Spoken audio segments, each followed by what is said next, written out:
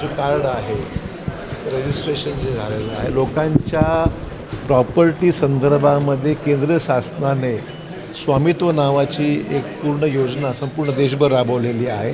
त्याच्या कार्ड्सचं property card ज्याला म्हणू त्याचं वितरण आज प्रधानमंत्र्यांच्या हस्ते संपूर्ण देशामध्ये एकसर सुरुवात झाली. नांदेडमध्ये सुद्धा करण्यात आलेलं आहे.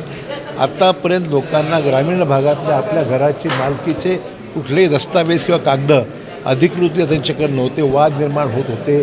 त्यांना कर्ज मिळत नव्हतं. अनेक गुंतागुंतीचे प्रश्न होते. त्यामुळे स्वामित्व योजनेच्या अंतर्गत आता लोकांना आपल्या प्रॉपर्टीचे एक अधिकृत कार्ड ड्रोनद्वारे सर्वे केला जातो. त्या सर्वेमध्ये प्रॉपर्टीचा फोटोग्राफ घेतला जातो.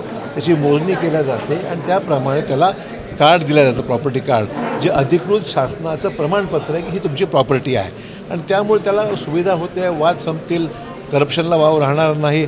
अधिकृत डॉक्युमेंट राहील. कर्ज घ्यायला सुविधा होते. असे अनेक फायदे त्यातून निश्चित होणार आहेत. शक्तीपीठ महामार्गाला नांदेडच्या शेतकऱ्यांचा मोठा विरोध आहे. त्यात तुमचीसुद्धा जमीन आहे ना. जमीन आहेच ना सगळ्यांनी. माझी अपवाद व्हायचं असेल कारण जे काही ठरलं असेल त्याप्रमाणे होईल.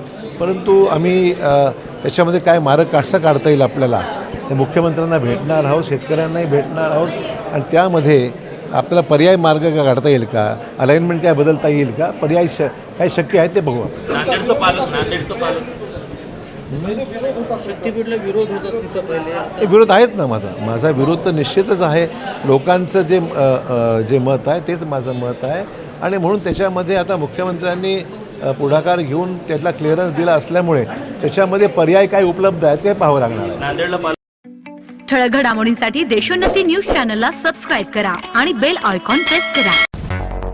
मुंबई, पुणे, नागपूर, मराठवाडा असो का विदर्भ, राजकीय, सामाजिक, शैक्षणिक क्षेत्र असो का क्रीडा, सर्वच घडामोडीचे विश्लेषण पाहायला विसरू नका. फक्त देशोन्नती न्यूजवर.